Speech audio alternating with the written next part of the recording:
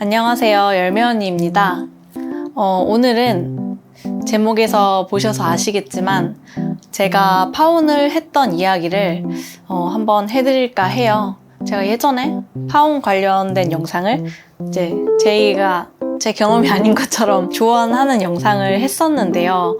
이렇게 꾸준히 많이 봐주시는 걸 보면서 다른 분들도 여기에 관련해서 고민이 많으시겠구나. 내가 조금 더 나의 이야기로 솔직하게 얘기를 하면 더 많은 분들한테 도움이 되지 않을까 생각이 들어서 오늘 이 영상을 한번 찍게 됐습니다. 저의 경우에는 한 회사 안에서 파혼도 했고요. 결혼도 했습니다. 그런 저에 대해서 굉장히 안 좋은 시선을 가지고 계신 분들도 아마 있으실 거예요. 근데 사람 인연이라는 게 어디서 어떻게 될지 모르더라고요. 물론 이렇게 한 직장 안에서 당연히 파혼과 결혼을 동시에 하는 거는 흔한 일은 아닌 것 같아요. 근데 뭐 제가 거기에 대해서 몸을 사리거나 이렇게 할 필요는 없을 것 같아요. 그리고 지금부터 제가 이제 앞으로 하는 이야기는 막 누구를 원망한다든지 나만 잘났다 이런 내용은 전혀 하는 게 아니에요. 뭐 파혼 사유에 대해서 궁금해 하시는 분들도 있을 것 같아서 간략하게 제가 말씀을 드리면 그래도 사계절은 만나고 결혼을 해야 된다고들 많이 얘기를 하잖아요. 그 말이 어느 정도는 일리가 있는 걸 수도 있겠다는 생각이 들어요. 저의 경우에는 사계절을 다 보지 않았습니다. 네. 그래서 무작정 그냥 연애할 때의 감정에 의해서 그리고 때마침 결혼 정년기라는 타이밍에 맞춰서 그럼 나 이제 해도 되겠는데? 라는 생각으로 굉장히 가볍게 결혼에 대한 결정을 내린 것 같아요. 어느 정도 결혼에 대해서 진지하게 둘이 대화가 오고 간 후에 결정을 했었어야 됐는데 저는 그때 당시에 결혼? 뭐 그냥 내가 이 사람 좋으면 할 수 있는 거 아닌가? 뭔 상관이야? 우리만 좋으면 땡 아닌가? 그 정도로 가볍게 굉장히 생각했던 것 같아요. 이렇게 해서 뭐 결과가 좋으면은 상관이 없는데 이제 대다수의 50% 이상 정도는 아마 충돌을 많이 겪게 되실 거예요. 그래서 막상 결혼을 진행하려고 보니까 진짜 논의할 게 많고 함께 결정해야 되는 게 너무 많은 거예요. 그래서 막 그냥 데이트 코스 내가 정하고 뭐 우리 어디 뭐 맛있는 거 먹으러 갈까 이런 거 할 때랑은 달랐어요. 그 한순간 한순간이 좀 고통스러웠던 것 같아요. 어쨌든 양쪽 다 자기 의견이 맞고 넌 틀려 이런 식으로 하니까 다툼이 쌓이잖아요. 이게 계속 중첩이 되면서 결국에는 서로의 마음에 좀 상처를 남겼던 것 같아요. 저도 상대한테 너무 많은 상처를 남겼던 것 같습니다. 그래서 뭔가 어떤 막 되게 특별한 계기? 뭔가 되게 결정적인 한방? 파혼으로 들어서게 되는 뭔가 되게 커다란 사유 하나가 딱 있을 것 같다고 생각을 많이 하시잖아요. 근데 어떤 한 가지 사유만으로 파혼을 하는 경우는 사실 거의 없는 것 같아요. 사실상 거의 모든 문제가 복합적으로 계속 일어나요. 파혼하면 흔히 많이들 떠올리는 성격 차이나 뭐 시댁, 친정, 이렇게 부모님들과 관련된 뭐 가족 간의 갈등, 그리고 돈과 관련된 굉장히 예민한 문제들 있잖아요. 저 역시나 거기에 이제 거의 대부분의 문제를 가지고 있었고 그거를 슬기롭게 헤쳐나가지는 못했던 것 같아요. 근데 이렇게 들으시면 막 되게 많은 문제가 있었는데 왜 결혼을 결심했지라고 생각을 하시는데 그 전에는 전혀 몰랐고 그런 것들이 일일이 다 문제가 될 거라고는 생각을 아예 못했어요. 가족 간의 갈등은 그런 게 있었어요. 양가 부모님 간의 말을 잘못 전달하는 실수 같은 것들이 좀 있었고요. 근데 이런 건 진짜 절대로 있어서는 안 되거든요. 근데 이제 그 당시가 코로나였기도 하고 때문에 회사에서 재택근무를 하고 있었어요. 그렇다 보니까 뭐 부모님과 통화하는 내용이나 이런 것들을 서로 알게 되는 거죠. 근데 웬만하면은 좀 예민할 것 같은 문제나 결혼을 결정하는 그런 문제에 대한 통화를 부모님과 하실 때는 상대가 없는 곳에서 웬만하면은 통화를 하시는 게 좋을 것 같아요. 그래서 그리고 또 뭐 가족 간의 그런 분위기 차이에서 오는 갭을 메우지 못했던 것 같아요. 저는 사실 그 부분이 가장 힘들었었고, 돈 문제는 이제 저 같은 경우에는 돈이 부족한 신혼인데 욕심을 좀 부렸어요. 욕심을 부려서 신혼집을 매수를 하고 또 그 집을 인테리어를 하면서 현실적으로 현금이 굉장히 모자른 상황이 오는 거예요. 그래서 자금 부족에 시달리다 보니까 뭐 가전 가구를 다 새 걸로 뽑은 것도 아닌데 뭐 하나를 살 때마다 뭐 필요한 돈을 쓸 때마다 돈이 모자르고 부족한 상황이 계속 반복이 됐던 거죠. 그래서 이 돈 문제가 생기게 될 경우에는 정말 다양한 방향으로 다툼이 일어나요. 제 영상 제목 중에 반반 결혼을 하려다 쪼개지는 커플이라는 주제가 하나 있는데, 이제 막 결혼 준비를 할 때 반반 한다 그러잖아요.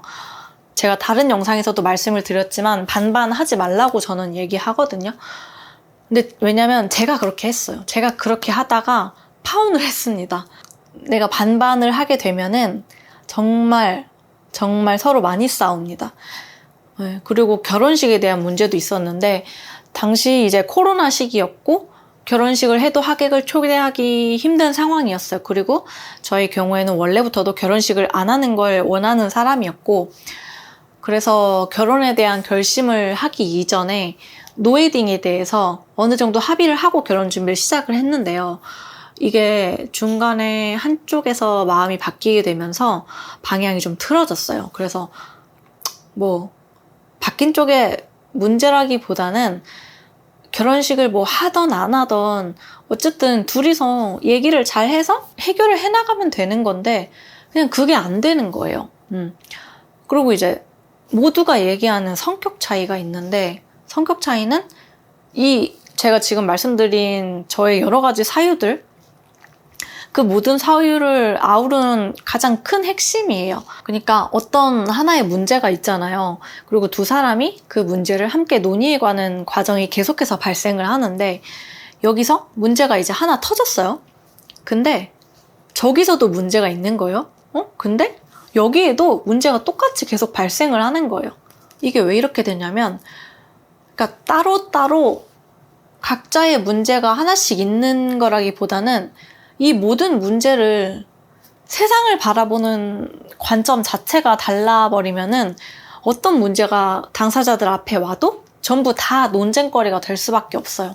그러니까 어떤 거 하나 때문에 파혼을 한다? 그거는 좀 아닌 것 같아요. 막 뭐 바람, 폭행, 사기 이런 것처럼 막 극단적인 이유가 아닌 이상은.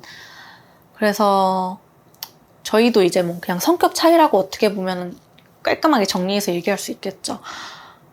이것도 저것도 다 다르게 해석을 하는 거예요. 완전 기적이죠. 아주 안 좋은 기적이죠.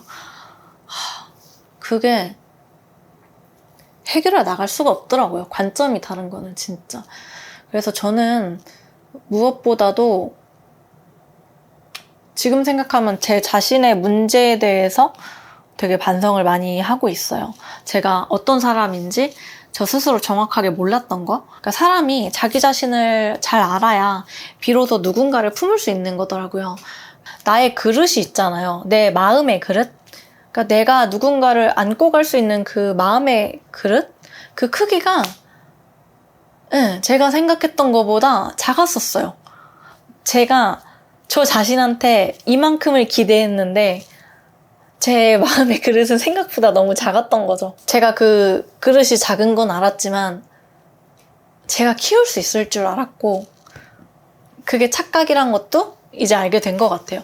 사람들이 흔히 하는 말들 중에 같이 살면서 맞춰나가는 거야. 원래 그래. 이렇게 얘기들을 많이 하는데 저도 제가 그래서 그렇게 할 수 있을 줄 알았어요. 목이 좀 타는데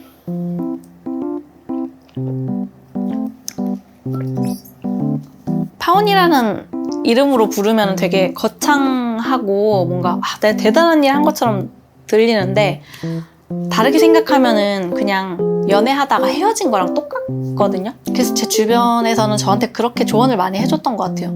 따지고 보면 이거 아무것도 아니다. 너가 파혼이라고 이름을 붙여서 더 그렇게 들리는 거다. 이렇게 많이 얘기를 해줬고, 맞는 말이긴 한데 사실 해본 사람 입장에서는 그렇게 가볍게 얘기를 하기가 쉽지 않은 것 같아요. 일단 저는 파혼을 하면서 제일 힘들었던 거, 제일 고통스러웠던 거는 누구 때문이 절대 아니고 내 자신이 너무 부끄러웠어요.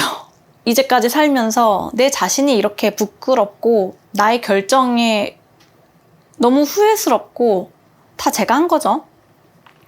그런 생각은 처음이었어. 그리고 같은 회사잖아요. 나 이제 회사 어떻게 다니지? 진짜 그 생각뿐이었어요. 조금 더 이제 부끄러움과 수치심이 2배로 왔던 것 같아요. 그때 저는 정말 너무 많이 울어봤어요. 그러니까 고장난 수도꼭지처럼 정말 그냥 눈물이 나오는 거는 정말 처음 경험을 했던 것 같아요. 네.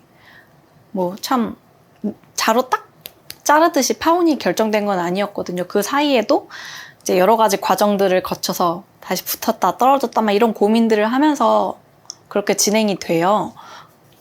근데 그 과정에서 냉정하지 못했고 서로의 관계가 아니라는 거를 알면서도 제가 질척댔다고 해야 될까요? 제가 그분을 되게 많이 붙잡았었어요. 네. 왜냐면은 저는 사실 원래는 비혼주의자였거든요. 원래는 비혼주의자였는데 결혼에 관심이 없었는데 그러니까 그 사람을 통해서 결혼이라는 걸로 생각을 바꿨어요. 그렇게 제 생각을 바꿔준 사실 굉장히 고마운 분이에요. 그래서일까? 비혼주의자였다가 결혼을 하려고 하니까 결혼에 대한 의지가 되게 강하더라고요. 제가 생각보다 뭔가 그러니까 저는 하겠다고 하면은 무조건 해야 되는 거예요. 그러니까 파혼이 하루아침에 막 딱 자르듯이 내가 한다고 해서 내 감정도 동시에 딱 끊어진다? 그게 아니거든요. 사실 생각해보면 내가 연애를 하다 결혼을 결심한 상태잖아요. 그러니까 마음의 감정은 사실 얼마나 크겠어요. 되게 행복에 부풀어 있을 때고 나의 핑크빛 미래를 꿈꾸고 있을 때거든요. 그래서 더 그 감정을 끊을 수가 없어서 그렇게 울어본 적은 처음이었던 것 같아요. 그래서 제가 이제 나가야 돼서 부모님한테 전화를 드렸어요. 저는 그때는 이제 운전면허가 없었기 때문에 전화를 한밤중에 했어요. 엄마, 나 빨리 데리러 와. 이렇게 담담하게 얘기하진 않았고 막 엉엉 울면서 막 엄마 나 데리러 와 하면서 막 그리고 이제 부모님이랑 이 전화를 했다 그랬잖아요. 제가 그때 일 관련해서 조금 무섭다고 해야 되나? 저는 무서웠는데 좀 소름 돋는 일이 하나 있었거든요. 그 얘기는 제가 뒤에서 계속 해드릴게요.